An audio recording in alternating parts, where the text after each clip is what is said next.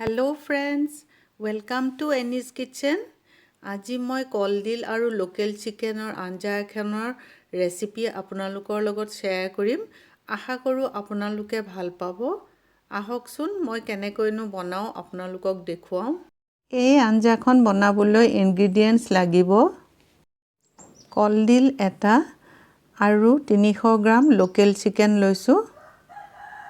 পিঁয়াজ 4টা লৈছোঁ, সৰু সৰুকৈ কাটি ল'ম। আঞ্জাখন বনাবলৈ নহৰু এচামুচ, আদা এচামুচ, হালধি গুড়া এচামুচ, ধনিয়া পাউডাৰ এচামুচ, জিৰা পিচা এচামুচ, জালুকৰ গুড়া এচামুচ, কাশ্মীৰী জলকীয়া পাউডাৰ এচামুচ আৰু নিমখ সোৱাদ অনুসৰি ল'ম। এতিয়া মই কলডিলৰ ওপৰৰ টান বাকলিখিনি গুচাই ল'ম। ভিতৰৰ কোমল অংশখিনি পোৱালৈকে মই এনেকৈ ওপৰৰ টান বাকলিকেইটা গুচাই ল'ম। আৰু এই ফুল কেইটামানো কাটি ল'ম। এয়া ভিতৰৰ কোমল অংশখিনি ওলালে। এই ফুলখিনিৰ ভিতৰত এটা বৰ টান ঠাৰি থাকে,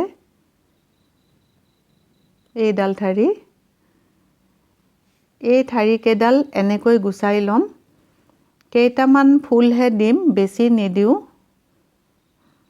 এতিয়া মই কলডিলটো ভিডিঅ'ত দেখুওৱাৰ দৰে একেবাৰে মিহিকৈ কাটি ল'ম।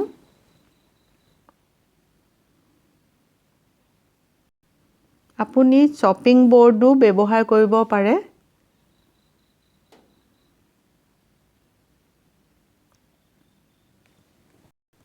কলডিলখিনি কটা হ'ল। 4টা পিঁয়াজৰ পৰা 2টা পিঁয়াজ মুৰ্গীৰ কাৰণে এনেকৈ কাটি ল'লোঁ। তাৰ লগতে মই লং লৈছোঁ 4টা, জালুক লৈছোঁ 10টা, 2 টুকুৰা ডালচেনি আৰু এটা ডাঙৰ ইলাচি লৈছোঁ। চিকেনখিনি মই এতিয়া বনাই ল'ম।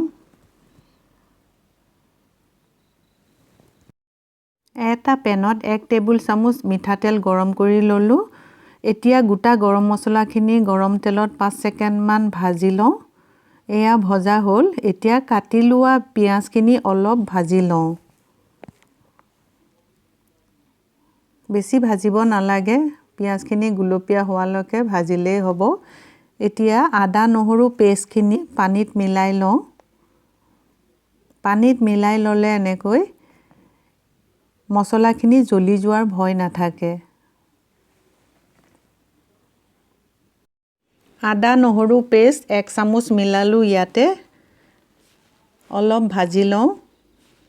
আৰু জিৰা, ধনিয়া, জলকীয়া গুড়ি, হালধি আৰু জালুকৰ গুড়িখিনিও এনেদৰে পানীত মিলাই লৈ পিঁয়াজ, আদা, নহৰুখিনিৰ লগত ভাজি লওঁ।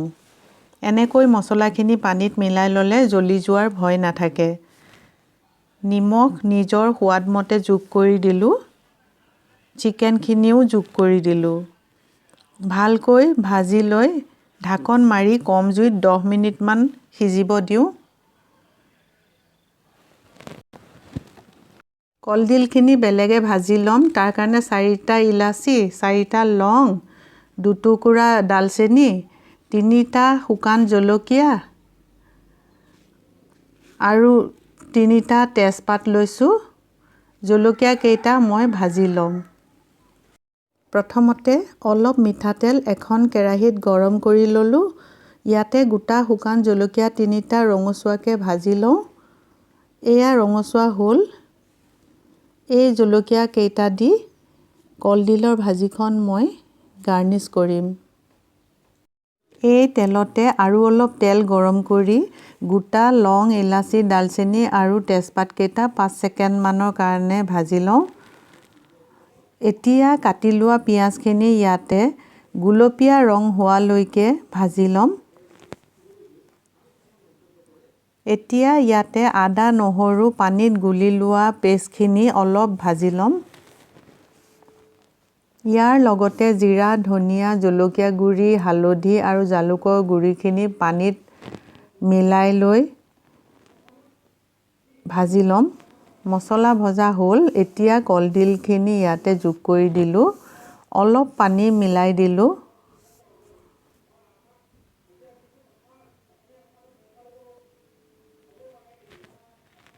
নিমখো দিছোঁ। এতিয়া ভালকৈ লৰাই চৰাই ঢাকন মাৰি কম জুইত 2 মিনিটমান সিজিবলৈ দিওঁ। মুৰ্গীখিনি ভালকৈ ভজা হোৱাৰ পিছত পানী দি সিজাই ল'লোঁ। ভালকৈ এনেকৈ লৰাই চৰাই বাৰে বাৰে ভাজিব লাগে। এতিয়া ঢাকন মাৰি আৰু অলপ সিজিব দিওঁ। এয়া মুৰ্গীৰ মছলাৰ পৰা তেল ধুনীয়াকৈ ওলালে মুৰ্গীৰ আঞ্জাখন ৰেডি হ'ল। ইফালে কলডিলৰ আঞ্জাখিনিও ভাজি ল'লোঁ। প্ৰায় সিজি গৈছে। এতিয়া ইয়াতে মছলা মুৰ্গীৰ আঞ্জাখন মিলাই ল'ম। এইখিনি মছলা মুৰ্গী মিলাই দিম। দুয়োখন আঞ্জা এনেকৈ মিলাই দিলে খাবলৈ বৰ সোৱাদ হয়। আপোনালোকেও বনাই চাবচোন। যদি আপোনালোকে মোৰ এই ৰেচিপিটো ভাল পাইছে তেতিয়াহ'লে এই ভিডিঅ'টো লাইক কৰিব আৰু মোৰ এই চেনেলটো ছাবস্ক্ৰাইব প্লিজ কৰিব। এতিয়া অলপ পানী দি ভালকৈ লৰাই চৰাই ভাজি ঢাকন মাৰি আৰু অলপ সিজিব দিম।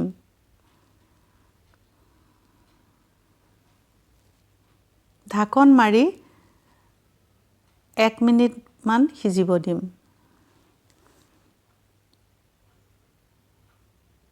এয়া আঞ্জাখন হৈ উঠিছে। তেজপাতকেইটা উঠাই লওঁ।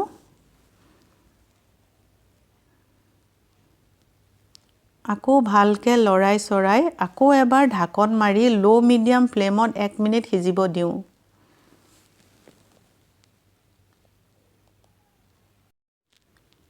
এয়া লোকেল চিকেন আৰু কলডিলৰ আঞ্জাখন খাবৰ কাৰণে ৰেডি হ'ল। এতিয়া মই গৰমে গৰমে পৰিৱেশন কৰোঁ। ৰেচিপিটো কেনেকুৱা লাগিল কমেণ্ট বক্সত আপোনালোকৰ অনুভৱটো জনাবচোন। ভাজি লোৱা শুকান জলকীয়া কেইটা দি আঞ্জাখন মই গাৰ্নিছ কৰিলোঁ।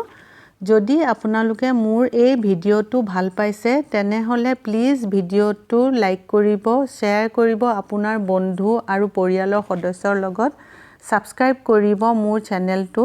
আজিলৈ আহোঁ। Take care. বাই বাই।